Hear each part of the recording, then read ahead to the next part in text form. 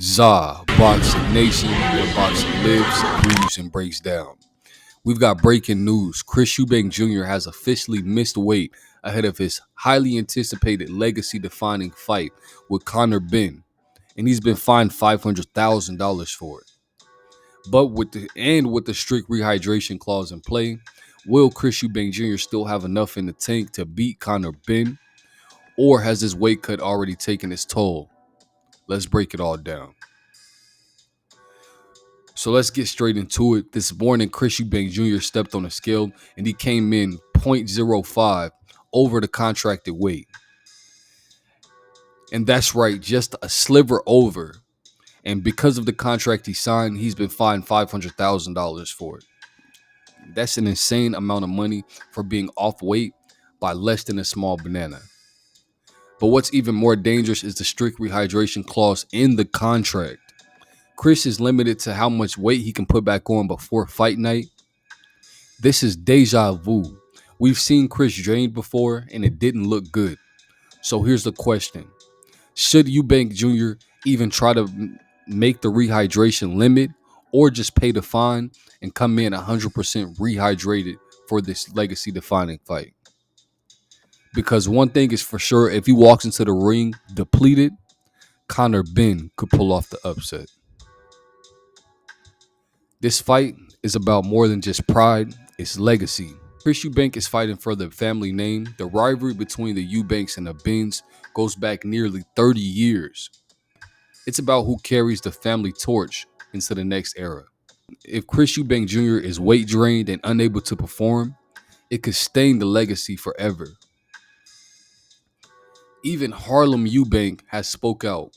Chris's own cousin said this fight shouldn't be happening under these conditions. He called the weight cut unfair to Chris Eubank Jr. and pointed out that Conor Benn and Chris Eubank doesn't even fight in the same weight class.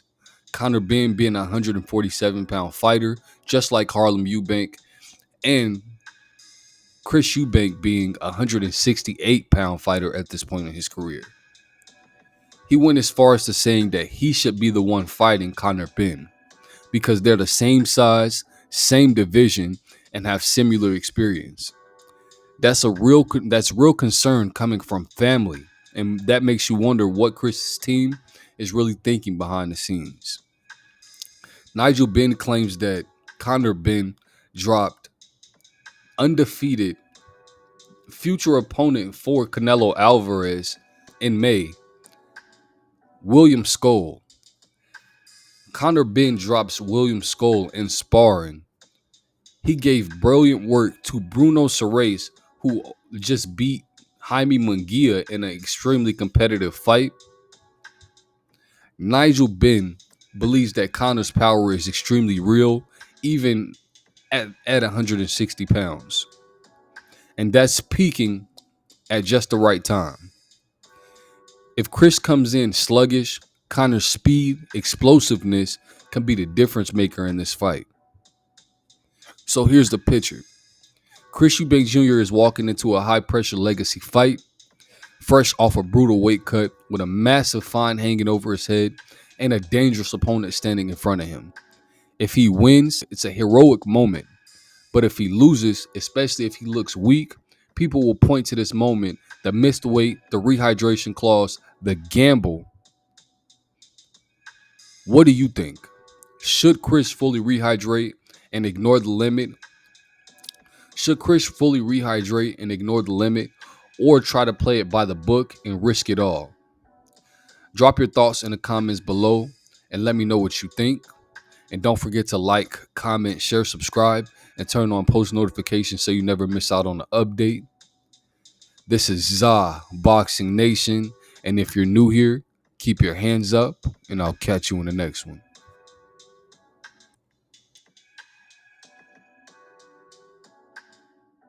About Conor's sparring, and God is my witness.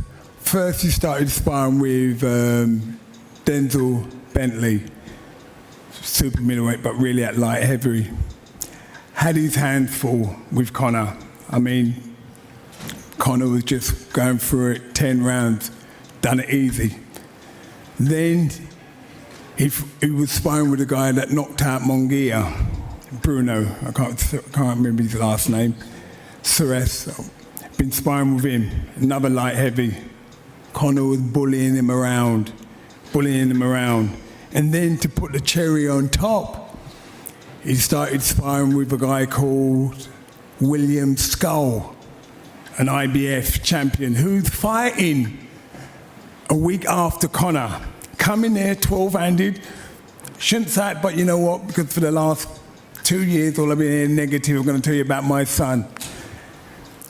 First 4 rounds, him and Conor were even Stevens, and they were going, oh, perfecto every time he was hitting Conor. Conor was just walking him down. Then about round, I think 5, he was like, no, because Conor only has 40 seconds rest. And then what he was doing in between the middle of the rounds, he was sitting on the rope because he was tired. Then it came to round 5, 6, 7, started feeling the pace. This is William Skull, IBF champion. Superstar. And then after that, no, you can't shut me up, mate, because you ain't been where I've been, mate. Behave yourself. But anyway, but then what happened, round 8 came. Uh-oh. And then, Tony, we looked at each other and we thought, he just quit. He just stopped. Couldn't take no more. After 8 rounds, I meant to be doing 10 rounds. And me and Tony looked at each other and think, what the friggin' hell just happened there? And I got my boy and I thought, my little boy. He just damaged the IBF world champion. And you know what it is? I am so confident this don't go past 4 rounds. I know my son. Back him all the way. And Conor's not a 12-round fighter. He's an old school fighter that can do 15 rounds. But you're going to see him, mate, the power that he's got. No one ain't seen him for the last 2 years.